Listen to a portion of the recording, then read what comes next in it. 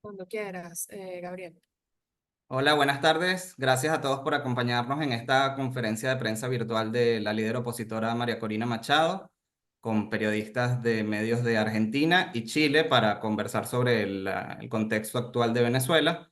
La dinámica va a ser la siguiente. María Corina va a hablar por unos 15 minutos aproximadamente, dando una introducción inicial, y luego vamos a estar respondiendo las preguntas que ustedes nos envíen por el chat. Por favor, envíennos una pregunta por cada periodista y lo más concreta posible para que la respuesta también pueda ser precisa y pueda responder la mayor cantidad de preguntas. Entonces, le doy la bienvenida a María Corina. Gracias por acompañarnos y gracias a ustedes por siempre dar cobertura a la situación de Venezuela. Muchas gracias, Gabriel, y gracias a todos. De verdad que para nosotros es una enorme oportunidad poder comunicarnos con ustedes directamente en circunstancias muy particulares, pero la verdad es que en estos años de censura brutal hemos encontrado en sus medios y en sus periodistas, tanto quienes están allá como quienes han podido venir a Venezuela, la voz, la posibilidad de replicar la voz de Venezuela hacia el mundo. Son momentos obviamente tremendamente complejos y peligrosos, sin duda, pero también un momento donde hay que hacer un balance objetivo de lo que se ha logrado. Y yo lo primero que tengo que decir es que me siento profundamente orgullosa de ser venezolana y parte de este movimiento que ha emergido, un movimiento social y cultural que ha derribado las barreras que durante muchos años, 25 años, el chavismo buscó construir para dividir a los venezolanos, para dividirnos por razones eh, de género, de ideas, de posición económica, raciales, culturales, religiosas, etcétera.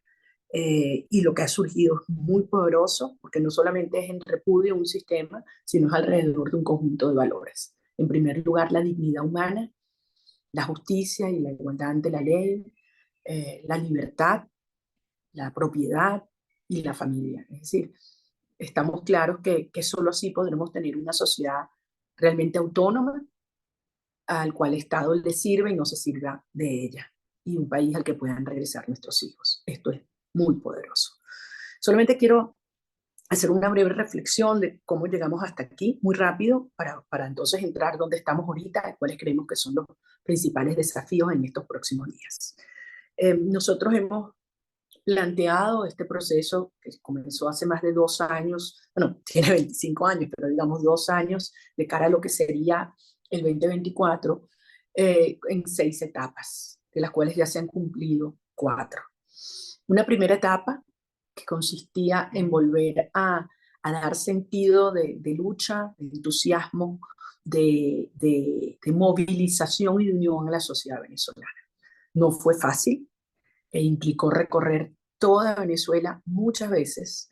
Empezamos de la periferia hacia el centro, es decir, de lo rural a la clase a lo urbano, y de las zonas populares a las clases medias, que fueron las más escépticas, debo decir, las clases medias.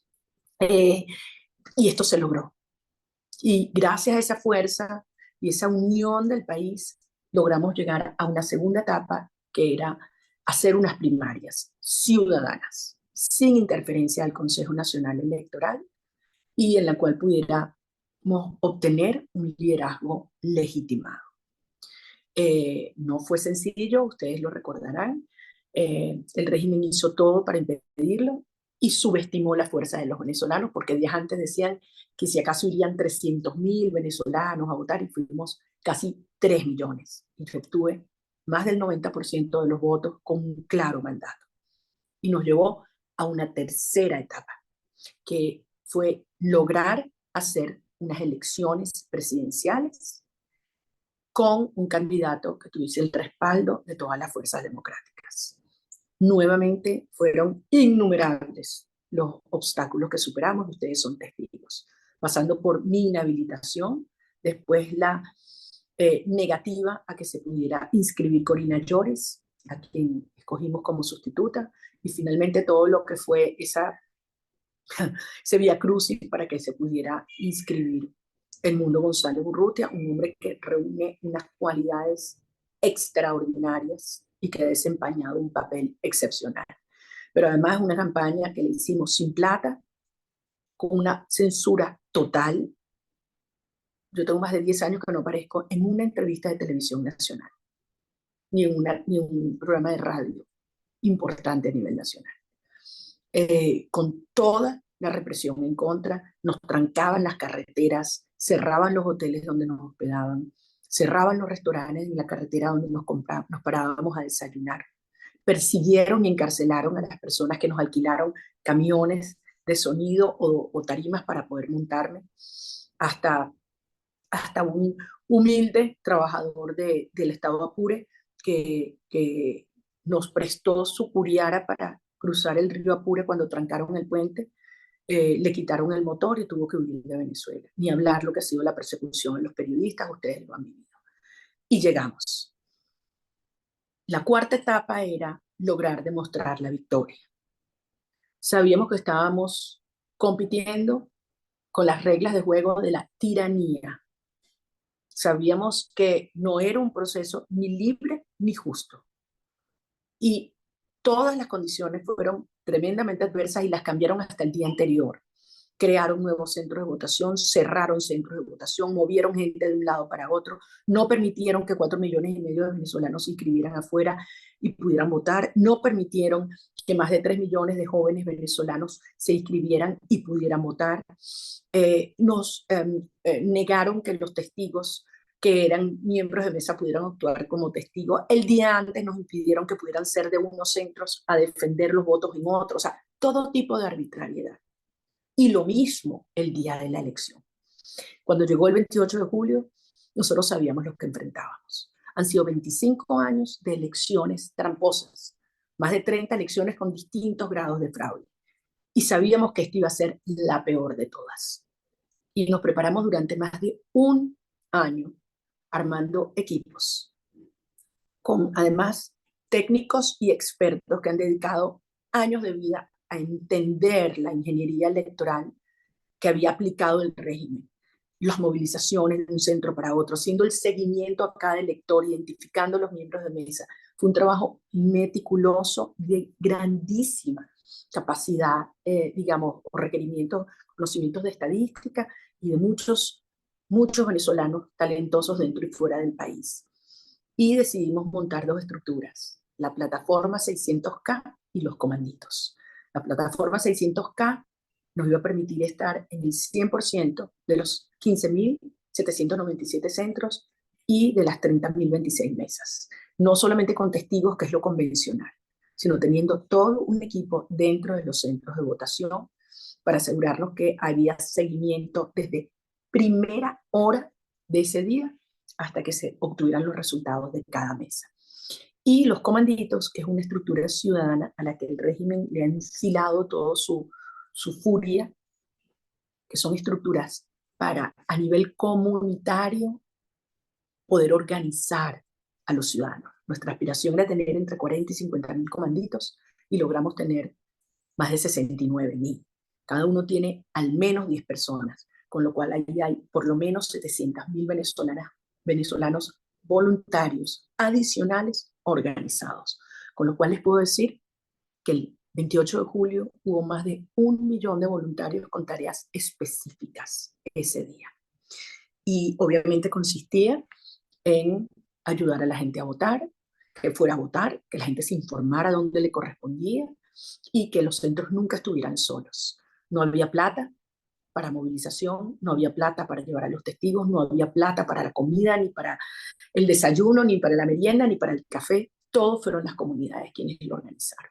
Y desde muy temprano en la mañana empezamos a través de una app a reportar lo que estaba pasando, monitoreando todo el país. Les recuerdo que hay hoy en día el 60% del territorio venezolano no tiene ni acceso a internet ni a señal telefónica. Entonces, en algunos centros, que era alrededor del 30%, teníamos el enorme reto de cómo comunicarnos sin que en ese centro hubiese vía, bien sea por internet o por vía telefónica. Y cada uno de los coordinadores fueron encontrando mecanismos para hacer llegar la información por una vía o por otra, bien sea por la app, por SMS, por llamadas, etc. Al final del proceso electoral, a las 6 de la tarde, se cierran en los centros si no hay personas en fila y se imprimen las actas. Por la ley venezolana, los testigos tienen derecho a tener un acta original, que es un documento oficial impreso por la máquina. Sin embargo, desde temprano en la mañana tuvimos 1.300 denuncias de centros en los cuales habían sido expulsados nuestros testigos. Ahí actuó la comunidad y logramos que regresaran todos, salvo en 12 mesas. Y también las denuncias de que no se nos iban a entregar las actas. Fue un esfuerzo ciudadano ejemplar y yo debo decir que tuvimos cooperación, tanto de los efectivos de la República, que es la operación de las Fuerzas Armadas para preservar la seguridad de las instalaciones y el material electoral, como de funcionarios del Consejo Nacional Electoral que desobedecieron esa orden. Y tuvimos las actas. Y a las 6 de la tarde empezamos a recibir por la vía de nuestra aplicación y estos otros mecanismos la información de las actas que tienen un QR y el QR era capturado y leído por esta aplicación. En paralelo, en la medida que esto iba ocurriendo, fue un proceso de recolección de las actas. Imagínense en un país como Venezuela, con los problemas de movilidad, de falta de gasolina, de persecución política, de las vías rurales destruidas. Lo que tuvimos que hacer para que todas estas actas llegaran a unos centros de acopio dispuestos a nivel nacional, que tenían todas las capacidades para funcionar de manera independiente y poder escanear las actas, digitalizarlas y colocarlas en una página web diseñada a tal efecto para que toda persona pudiera ver el acta de su centro y el mundo entero pudiera hacer un escrutinio de lo mismo. Esto realmente fue un proceso épico. Nuestros testigos son los héroes y todo el personal que funcionó, porque a pesar de la persecución, lograron conseguir las actas y cuidarlas con sus vidas. En la noche del 28 de julio, cuando el viejabroso presidente del CNE dijo que Maduro había ganado con una servilleta, sin presentar un solo número de ningún centro o de ninguna mesa, nosotros ya teníamos más del 40% de los centros, de las actas, y habíamos totalizado. Y sabíamos que había una coincidencia impresionante con los 2 exit polls independientes que se habían realizado ese día y con 4 quick counts independientes autónomos que se habían llevado adelante. Era impresionante, todos daban una diferencia, 70-30. 2 días previos les cuento que yo había estado presionando mucho a nuestros técnicos, diciéndoles, ¿cuándo vamos a llegar a ese hito en el cual vamos a tener suficientes actas en nuestras manos, con suficientes votos para Edmundo González, para que si todo lo que falta, Maduro sacara el 100% de los votos con 0 abstención, aún así Maduro no alcanza a Edmundo González. Y dadas todas las restricciones que hay de movilidad y que anticipábamos que podría haber persecución, etcétera, hablaban de 3-4 días. Señores, a las 24 horas que teníamos convocada una rueda de prensa el lunes a las 6 de la tarde, minutos antes, llegamos a ese punto. Y eso realmente fue un momento inolvidable, porque es casi milagroso que eso haya ocurrido. Al día de hoy tenemos casi el 84% de las actas. Edmundo González tiene 7.300.000 votos, Maduro tiene 3.320.000 votos, la diferencia son a favor de Edmundo González de 3.990.000 en los que tenemos nosotros. Si el 100% de las actas que faltan, con 0 abstención, Maduro saca el 100% de los votos, no llega a 3,5 millones, con lo cual no hay manera de que pueda ganar. Entonces, esto es una victoria monumental que todo el mundo lo sabe. Al día de hoy no han entregado un acta el Consejo Nacional Electoral, aunque tenía 48 horas por ley para hacerlo. Proclamaron a Nicolás Maduro sin un solo número, sin un solo número, sin un solo acta. Esta es la primera vez que esto ocurre, no digo solo en Venezuela, sino en este hemisferio. Y no solamente el mundo lo sabe, lo sabemos los venezolanos, lo saben las Fuerzas Armadas que estuvieron allí y lo sabe Nicolás Maduro y el chavismo. ¿Qué optó Nicolás Maduro en ese momento? Dos cosas. Se atrincheró en el alto mando militar y optó por la ola represiva más cruel que ha habido en la historia de Venezuela. Él mismo ha dicho que son 2.300 personas detenidas. Las ONGs han podido reportar alrededor de 1.400. El informe de la misión de verificación de hechos de las Naciones Unidas es escalofriante. Es decir, desapariciones forzosas, secuestros, torturas, personas que se las han llevado arrastradas de su casa, testigos a los que los han ido a buscar solamente por haber entregado un acta, les marcan las casas a las personas.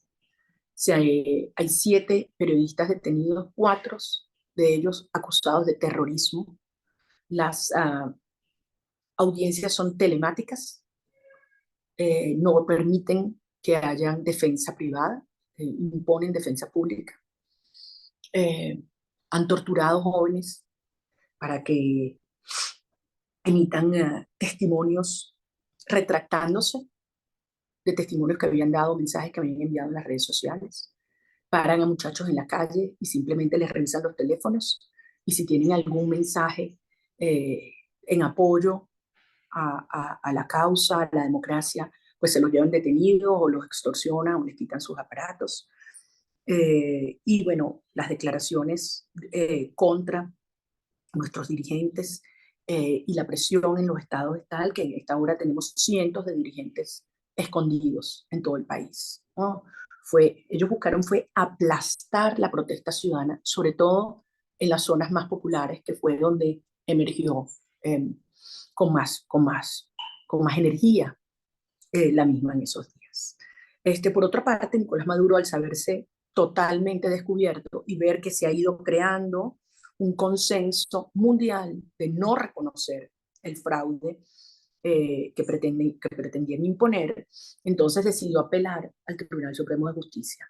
Todos los juristas venezolanos, todos los expertos, las cátedras de derecho, los colegios de abogados, han declarado inequívocamente que según la ley venezolana el Tribunal Supremo de Justicia no tiene competencia alguna en esta materia.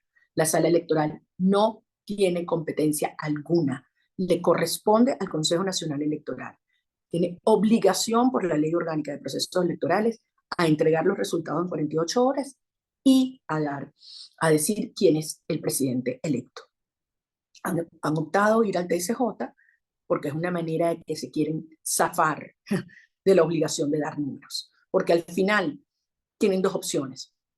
O presentan las actas que ellos tienen, porque el CNE tiene esa información en tiempo real, y además hay copias impresas que tenía el Plan República y la tienen sus testigos, con lo cual esas actas coincidirán con las nuestras, o fabrican actas nuevas, en cuyo caso nos estarían dando las pruebas del fraude. Nosotros tenemos las pruebas de la victoria, ellos tendrían las pruebas del fraude. Ellos quieren escaparse de esta realidad acudiendo al TSJ. La realidad hoy es que nosotros estamos conscientes de la enorme derrota que tiene el régimen y lo peligroso que esto es cuando se sabe descubierto. Por primera vez en 25 años y más de 30 elecciones logramos tener las pruebas de nuestra victoria. Estamos trabajando en múltiples líneas para mantener la fuerza, porque nunca antes en 25 años, la sociedad democrática ha estado tan fuerte y el régimen tan débil. Han perdido toda legitimidad, incluso en las Fuerzas Armadas, que saben lo que realmente ocurrió. Lo único que le queda a Maduro es violencia, mentira, amenaza, represión, y eso lo hunde más y lo hace más tóxico frente a Venezuela y al mundo.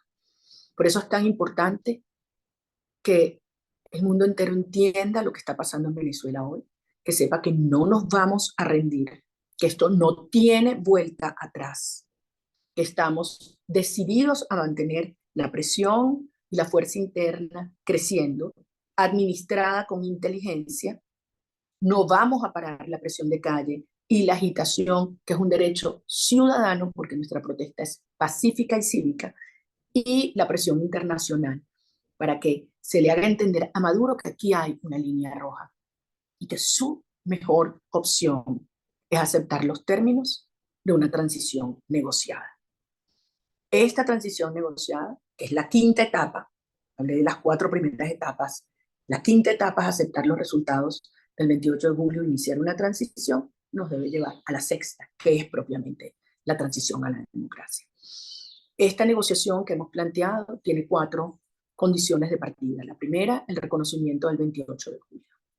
Las elecciones pasaron, el resultado está claro, hay que hacer valer la soberanía popular y la verdad. En segundo lugar, vamos a negociar una transición. No es un esquema de power sharing donde Maduro permanece en el poder y ofrece algunos carguitos o espacios a actores de la oposición. Hay que hacer valer la soberanía popular. En tercer lugar, estamos dispuestos a hacer un proceso de negociación con garantías, salvaguardas e incentivos para los actores involucrados. Y finalmente, el cuarto componente, en el centro de esta negociación va a estar la sociedad venezolana y el pueblo, que tiene el absoluto derecho de elegir, como ya lo hizo, quién los representa. Edmundo González Urrutia, electo presidente electo el 28 de julio, y yo, que fui electa en octubre en las primarias. Edmundo y yo somos un equipo indisoluble, no nos van a separar y vamos a cumplir nuestro mandato. Por eso es tan importante. Pasado mañana tenemos un evento de movilización global que creo que va a ser un hito importantísimo en esta lucha y es parte de una agenda en escalada de acciones dentro y fuera del país. Así que concluyo dándoles las gracias. Me siento profundamente orgullosa de ser venezolana y de ser parte de este movimiento. Es un movimiento que ha unido al país alrededor de valores, un movimiento social y cultural que ha hecho historia y que no tiene vuelta atrás, que no tiene vuelta atrás. Así que bueno, muchas gracias por esta oportunidad y ahora escucho sus preguntas. Gracias, María Corina. Vamos a empezar con una primera pregunta que se ha repetido mucho a lo largo del chat. El presidente Lula esta mañana planteó 2 ideas como posible solución a la crisis en Venezuela. Una, repetir las elecciones, hacer nuevas elecciones con observadores internacionales. Y la segunda, instalar un gobierno de coalición. ¿Qué opina sobre esta propuesta? ¿Es posible hacer un gobierno de coalición con el régimen de Maduro? Bueno, con relación al primer planteamiento, yo les pregunto a ustedes, se va a una segunda elección y si no les gustan los resultados, ¿qué vamos? ¿Una tercera? ¿De una cuarta? ¿De una quinta? Hasta que le gusten los resultados a Maduro. ¿Aceptarían eso ustedes en sus países? Que si el resultado no es satisfactorio, entonces se repite una elección. Nosotros fuimos una elección con las reglas de la tiranía. Mucha gente me dijo que estábamos locos, que nos estábamos arriesgando y que iba a haber un fraude monumental que no íbamos a poder probar. Y nosotros confiamos en la organización ciudadana. Y hubo gente que arriesgó su vida, su familia, su hogar, y otros fueron asesinados. Hoy en día están presos, escondidos o han tenido que huir del país. Plantear desconocer lo ocurrido el 28 de julio, para mí es una falta de respeto a los venezolanos que han dado todo y que expresaron la soberanía popular. La soberanía popular se respeta y las elecciones ya ocurrieron. Con relación a estos esquemas de coalición, hay que tener mucho cuidado porque los ejemplos a los cuales se hacen referencia son ejemplos en los cuales han habido diferencias de orden política entre los grupos en conflicto, pero ambos han sido grupos democráticos o por lo menos no involucrados en actividades criminales. Y este no es el caso. Nosotros estamos ofreciendo incentivos y salvaguardas, pero es una transición a la democracia. Y desde luego le hemos dicho a aquellos actores cercanos al oficialismo que quieren contribuir con esta transición, que nosotros no vamos a llevar adelante un proceso de venganza o persecución. Por el contrario, les estamos abriendo los brazos y diciendo que hay una oportunidad para que ellos puedan tener una vida política cumpliendo las reglas democráticas en el futuro. Siguiente pregunta de José María del Pino de Canal 13 de Chile. ¿Le gustaría que el presidente Boric o su canciller se involucren directamente en las negociaciones que llevan adelante el presidente Lula y Petro? Yo debo decir que como venezolana estoy muy agradecida al gobierno de Chile, al presidente Boric y al Parlamento chileno, y desde luego a los chilenos como pueblo en general. Creo que es uno de los países donde hemos sentido mayor coincidencia a lo largo de todo el espectro político, donde había una posición firme e inequívoca. Muchos quisieron venir, muchos amigos, y no les permitieron venir a la elección, y fueron devueltos incluso. Y creo que el presidente Boric ha tenido una posición muy clara, muy firme, muy respetuosa de los derechos humanos. Y creo que indiscutiblemente Chile tendría un papel muy importante que desempeñar, porque creo que ha demostrado que el conflicto en Venezuela no se trata de izquierdas y derechas, es a un nivel muy superior. Esto se trata del respeto a las democracias liberales versus los sistemas totalitarios. Esto se trata del respeto a los derechos humanos versus un sistema que comete crímenes de lesa humanidad. Eso se trata del respeto a la justicia, al orden, a la ley versus un régimen corrupto hasta la médula que ha saqueado el país y embriagado a los venezolanos. Entonces, y además se trata, debo decir, para mí, del conflicto más importante a nivel geopolítico que hay en Occidente, porque afecta directamente la seguridad hemisférica de la región. En Venezuela se le ha otorgado un santuario para la operación de grupos criminales de diversa naturaleza, el crimen organizado internacional. Desde bandas como el Tren de Aragua, que ya hacen estragos desde Canadá hasta Chile, hasta las operaciones crecientes de los carteles de la droga, de las redes del contrabando ilegal de minerales o incluso de seres humanos y de prostitución infantil. Adicionalmente a esto, los más que evidentes vínculos que tiene Maduro con los regímenes de Irán, de Rusia, de Siria, Cuba, y un tema muy sensible que es el tema de la migración. Si ustedes ven lo que fue el reporte hace unos días de la plataforma de ACNUR R4B sobre la migración en Venezuela, verán que entre el 28 de julio al 5 de agosto, la migración hacia Brasil se incrementa de 50 a 353 personas diarias. Se multiplicó 7 veces, solo en esa primera semana. Si Maduro prolonga esta agonía por unos meses más, nosotros podemos estar viendo la oleada migratoria más grande de la historia de Venezuela. Ya somos la crisis migratoria más grande del mundo, más que Ucrania, más que Siria, pero podríamos estar viendo 3, 4, 5 millones de venezolanos huyendo por la frontera. Sabemos lo que eso significaría, no solamente para los países de Sudamérica, también Centroamérica y propio Estados Unidos. Una vez que iniciemos la negociación, que se entienda que vamos hacia una transición, ustedes verán no solamente cómo esos flujos migratorios se detienen, sino cómo vamos a empezar a ver muchos venezolanos que se han ido regresando a sus casas. Siguiente pregunta de Cristina Pérez de Radio Rivadavia de Argentina. ¿Hay algún actor internacional que pueda cambiar la dinámica que ocurre en Venezuela? ¿Quién o quién sería y qué le pediría públicamente? Bueno, yo creo que es un conjunto de actores, Cristina, no creo que es una sola persona. Y creo que además se está produciendo esa posición cada vez más unánime.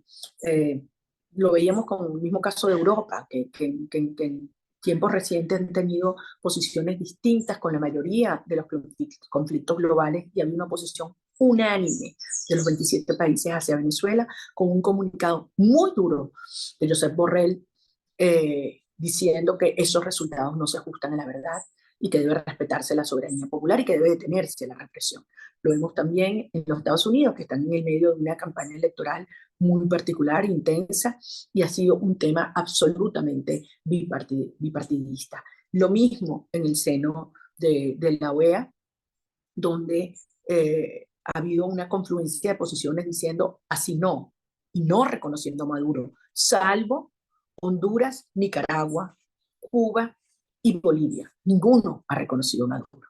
Entonces, y esto era algo impensable hace un mes. Entonces, yo sí creo que nosotros necesitamos voces mucho más firmes, elevando el costo de la represión, pero además una cosa muy clara, y lo digo, no es nada más facilitar la salida bajando el costo de salida.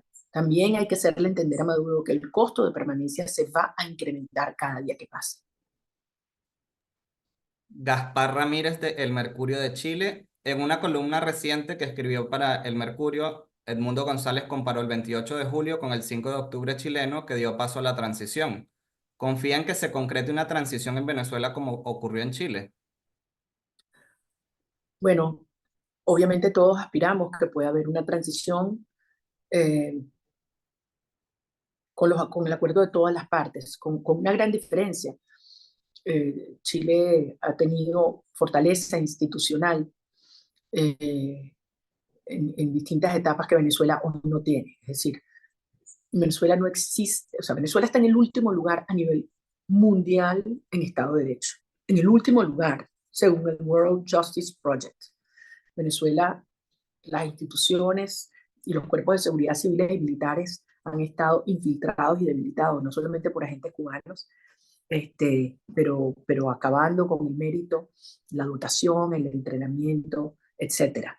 Tenemos una cantidad de crisis simultáneas, es decir, esto va a ser una transición realmente, yo creo que la más compleja, por lo menos de la historia de este hemisferio. Nosotros tenemos una crisis humanitaria compleja, tenemos una crisis de servicios públicos, tenemos una crisis energética, tenemos una crisis de soberanía, tenemos una crisis de seguridad ciudadana, tenemos una crisis económica, tenemos una crisis financiera. O sea, señores, nosotros vamos a encontrarnos con un país en ruinas. De modo que yo creo que es muy importante, sí, apelar a que va a ser un gobierno de unidad nacional que va a requerir de todos los sectores, incluyendo la comunidad internacional. Lucía Miguel, del diario La Nación de Argentina. ¿Qué más podría hacer Javier Milei para responder a la crisis en Venezuela y qué se sabe de los refugiados políticos en la Embajada de Argentina? El gobierno de Argentina ha hecho mucho y le estaremos agradecidos toda la vida, eh, toda la vida. Son 6 personas extraordinarias, de los colaboradores más cercanos que yo he tenido durante muchísimos años, cruciales para que ese éxito del 28 y del 29 tuviera lugar. Y hoy en día estarían presos si no fuera por la protección que le ofreció el gobierno de Argentina. Adicionalmente, ha sido una voz muy firme en la denuncia de la violación de los derechos humanos en nuestro país. Y además agradezco a muchas otras voces de otros partidos que no están hoy en el gobierno, que también han adoptado una posición de firme denuncia, incluso habiendo tenido algún tipo de afinidad en el pasado con el régimen de Maduro o el chavismo. Creo que es mucho más lo que todos podemos hacer, mucho más. Creo que hay que hacerle entender a Maduro que esta vez es distinto.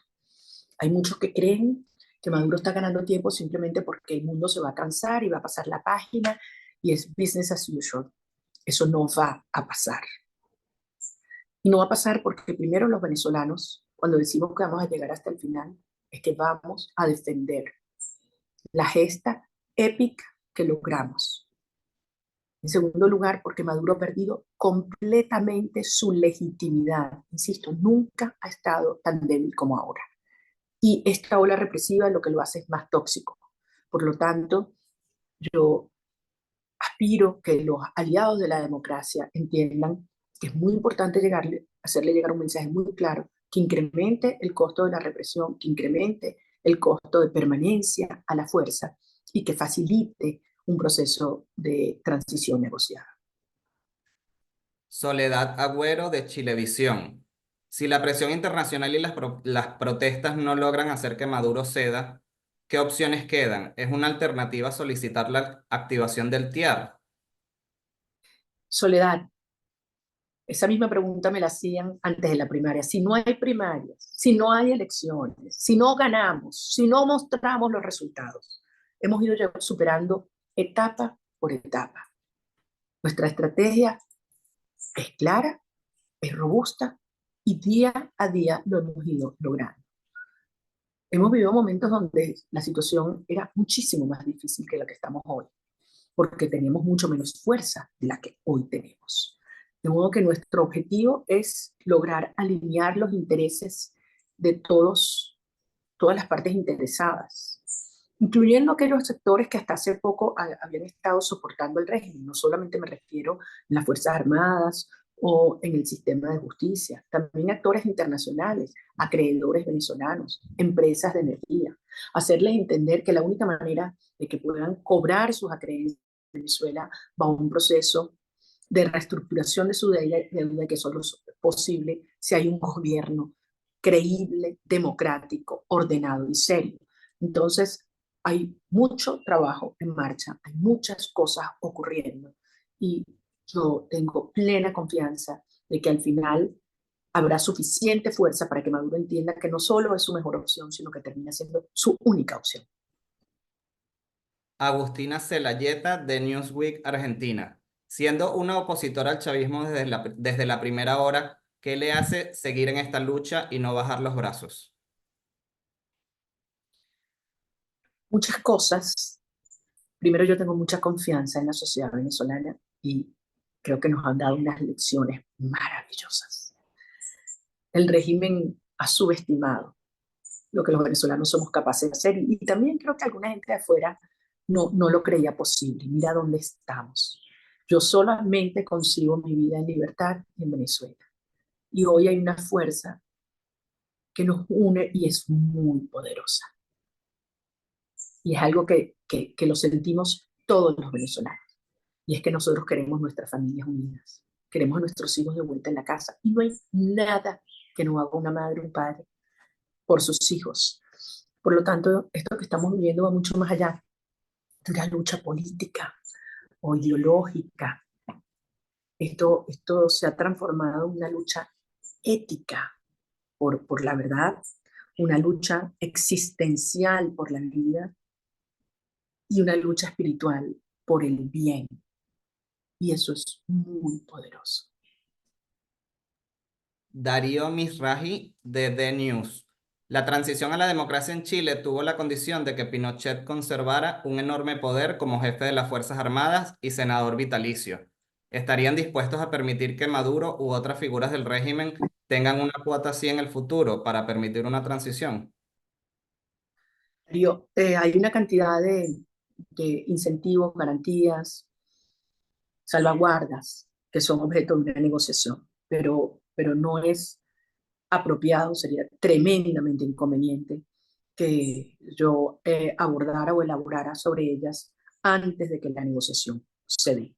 Y obviamente no se ha dado. Y para que haya una negociación, las dos partes tienen que querer. Nosotros lo hemos dicho claramente que estamos dispuestos a hacerlo, pero el régimen se ha negado hasta ahora. Ludmila de Clarín. ¿Qué espera del gobierno argentino si Maduro permanece en el poder después del 10 de enero? El 10 de enero tendremos nuevo presidente y nuevo comandante en jefe, y será Edmundo González Urrutia. Almudena Calatrava de AP. ¿Qué van a hacer si el Tribunal Supremo de Justicia da como ganador a Maduro en las elecciones? Lo mismo que si no hacen nada. Ellos no tienen vela en este entierro. Pueden sacar 1, 5, 20, 100 decisiones. No significa absolutamente nada, no le agrega un ápice de credibilidad. Por el contrario, yo creo que Maduro se equivoca y lo están diciendo todos los países hoy. No es allí, no es el TCJ, no se van a escapar con esa maniobra. Presenten las actas. Ojalá lo hicieran. Así tuviéramos la prueba del fraude si se les ocurre fabricar otras. Pero no se han atrevido. Yo creo que no lo van a hacer. Luciana Tadeo, corresponsal de CNN Brasil en Argentina. Hoy los cancilleres de Brasil y Colombia se reúnen para discutir la situación de Venezuela. ¿Qué cree que puede salir de esta mediación y cómo evalúa la salida de México de este grupo? Bueno, respeto la posición de cada país.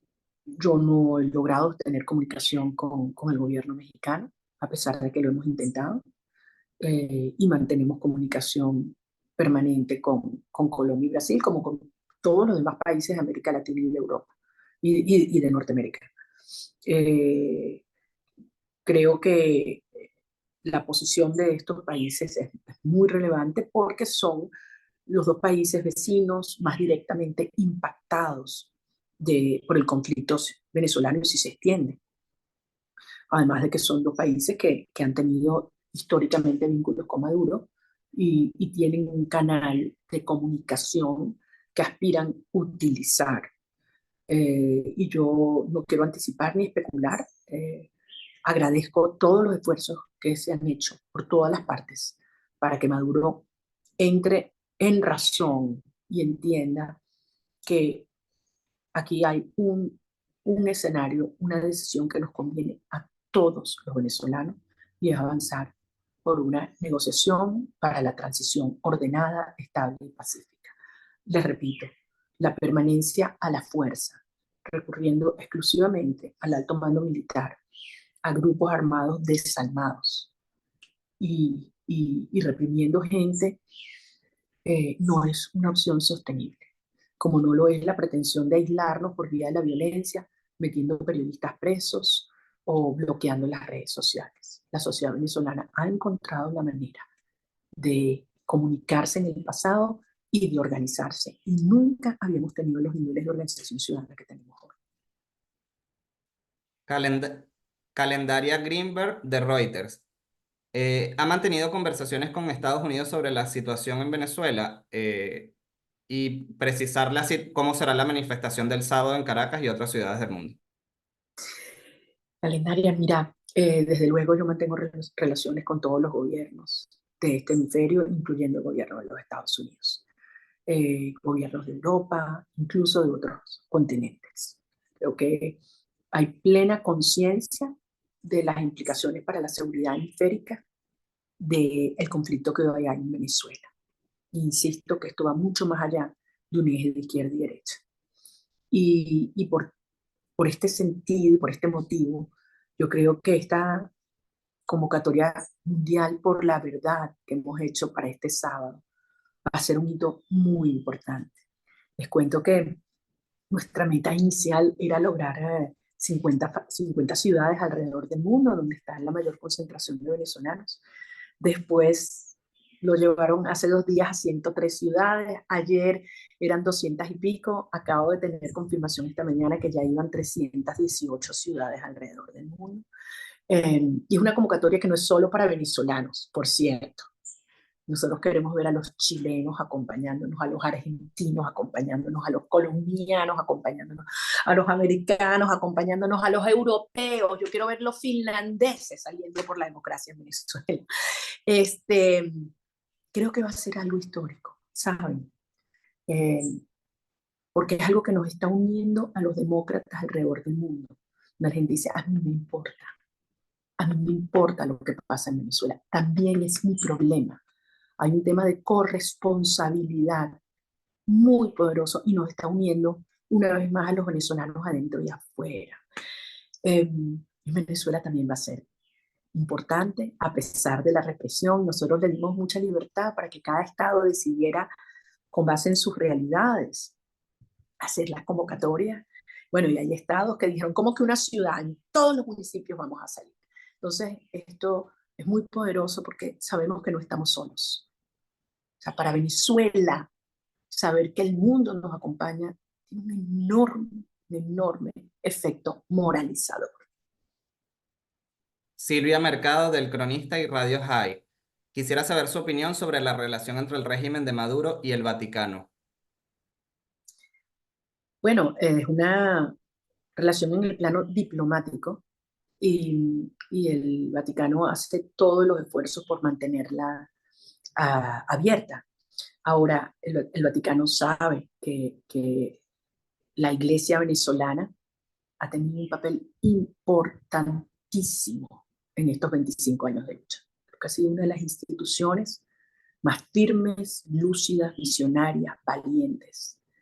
No solamente dando asistencia en casos de crisis humanitaria, pero dando respaldo y protección en casos de persecución.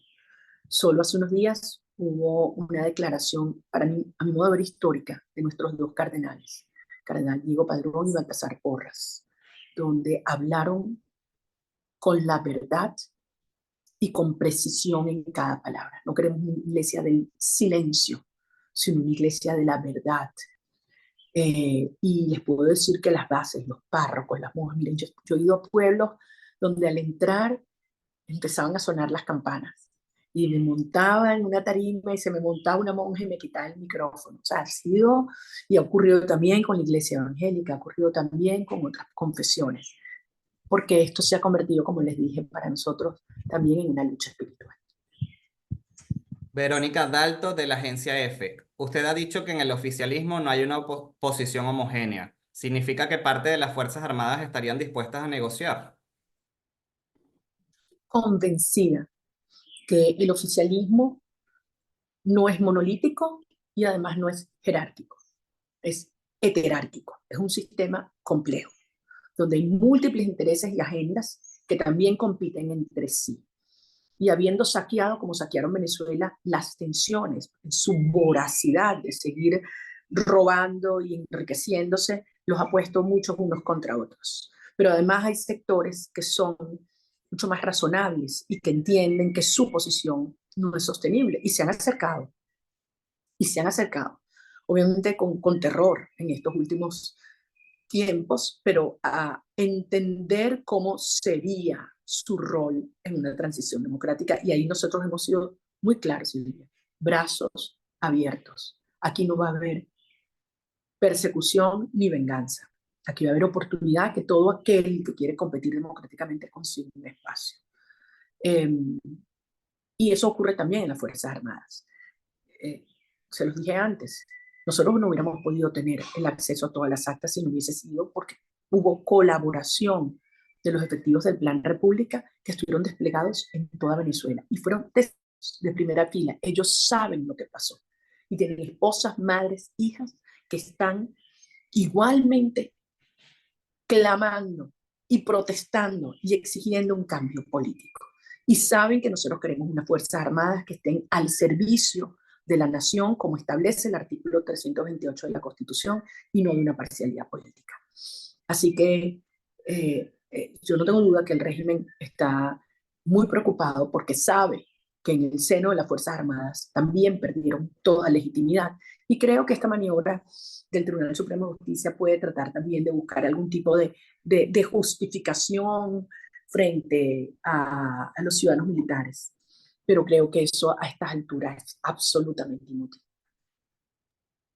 Maylén Britos, de Escritura Crónica. En 2018 te convertiste en una de las mujeres más influyentes del mundo.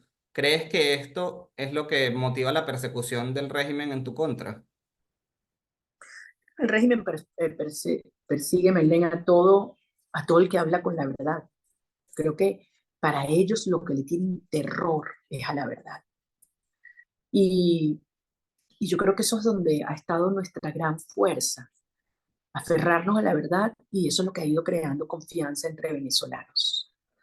Y ahí es donde está la verdadera transformación del país. Por eso yo les digo, quizás la negociación no ha comenzado aún, pero la transición sí. Y esto es un movimiento de profundas raíces, movimiento social y cultural, transformador en Venezuela. Miren, la responsabilidad individual. Cuando yo en las concentraciones enormes les preguntaba a la gente, ¿quién defiende tu voto? La gente gritaba al unísono, yo defiendo mi voto. Eso era impensable en la Venezuela de hace unos años.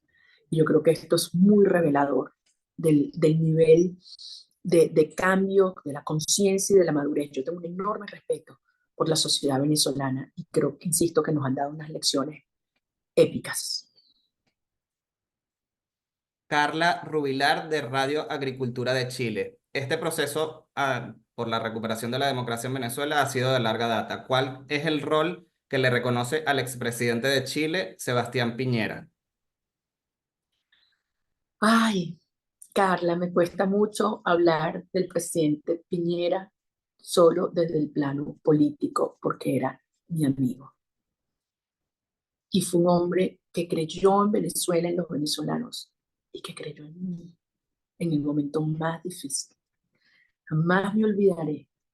En diciembre del 2014 a mí me habían acusado de magnicidio, magnicidio, y recibí una llamada y me dijo, ¿qué puedo hacer por ti? Y yo estaba paralizada en ese momento, ¿saben? Sola, acusándome de magnicidio. No saben cuántos años de cárcel me esperaba. Y me dijo, ¿te serviría que yo fuera para Venezuela con otros expresidentes? Y yo le dije, sí, por favor. Y vino, y vino. Y eso fue un hito en la participación de la comunidad internacional, sobre todo en Latinoamérica, en la lucha por la democracia en Venezuela. Y además yo creo que él es una persona que, más allá de sus posiciones políticas, contaba del respeto a lo largo de todo el espectro ideológico, como lo vimos en los días posteriores a su trágica muerte. Nos hace mucha falta. Son los referentes latinoamericanos que necesitamos, más allá de la afinidad o no en materia de ideas, lo digo a nivel de principios. José Luis Joffre, de Radio Duna. ¿Permitiría unas nuevas elecciones si hay garantías democráticas de supervisión por organismos internacionales?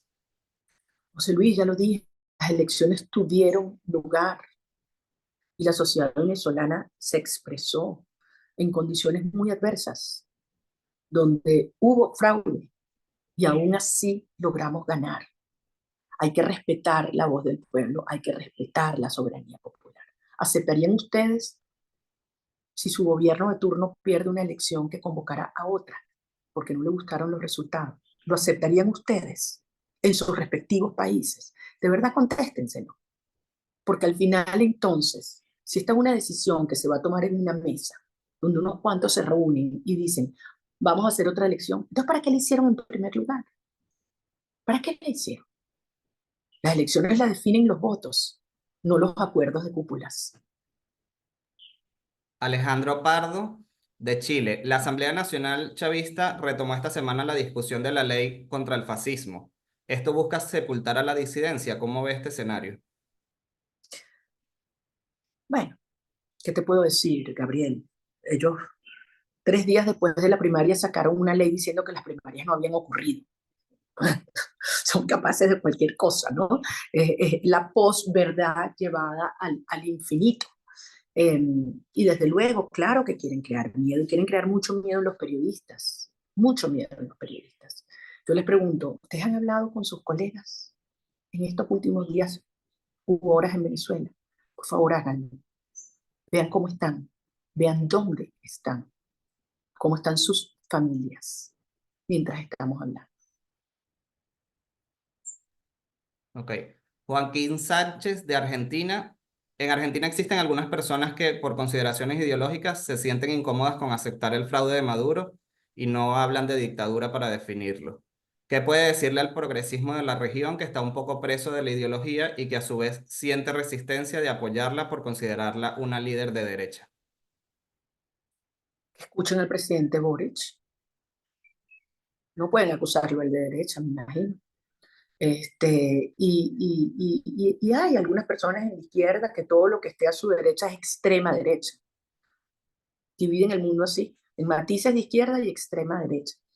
Nosotros somos liberales y reivindico nuestras ideas, pero esto no tiene nada que ver con una discusión ideológica, de verdad, esto va mucho más allá, esto tiene que ver con valores humanos, con el respeto a la democracia liberal, a sus instituciones, el respeto a los derechos humanos, a la vida, a la libertad de expresión, a la soberanía popular.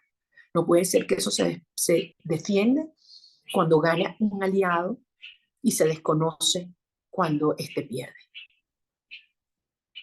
Ya para cerrar, un mensaje para los venezolanos en Argentina y los venezolanos en Chile, de cara también a la concentración de este próximo sábado. Yo estoy tan emocionada, además ustedes son una maravilla. Creo que son dos de los grupos de nuestra diáspora mejor organizados, de verdad. Nos tienen a monte, como decimos aquí en criollo, ¿no? Mándennos las cosas, mándennos la información, mándennos, de verdad, los equipos que además ellos están aquí ahorita son una maravilla. Pero además lo son los argentinos y los chilenos también. Y yo tengo que dar las gracias por la forma como han recibido nuestros compatriotas allá. Pero les tengo una noticia, nosotros los queremos de vuelta aquí, los queremos traer de regreso, los necesitamos, a los médicos, a las enfermeras, a los ingenieros, a los maestros, a los estudiantes, los necesitamos aquí. Y lo que yo les pido es que nos ayuden a que sea un día de unión de América Latina, ¿saben? Que no solamente salgan los venezolanos este sábado, sino que todo el que le duele lo que pasa en Venezuela y en el mundo en materia de derechos humanos salga juntos, se abracen, hablen duro y le hagan entender a todos los gobiernos del planeta que esto es algo que unifica al mundo, a los ciudadanos del mundo.